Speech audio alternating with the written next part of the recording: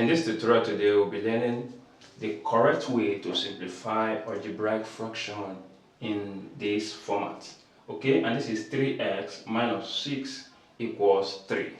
Now, some persons might want to do this, because you have 3 here and we have 3 here, 3 eliminate 3, now giving us x minus 6.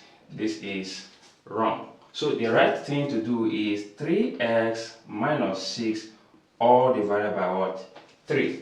First of all, what we need to do is, since 3, okay, is a common denominator between 3x and 6, in a simple concept, just say 3x all over 3 minus 6 all over 3. So with this, 3 eliminate 3, 3 here 1, 3 here 2. So our final answer is x minus 2. Thank you. Please like, follow, and don't fail to share this video with other learners. Bye bye.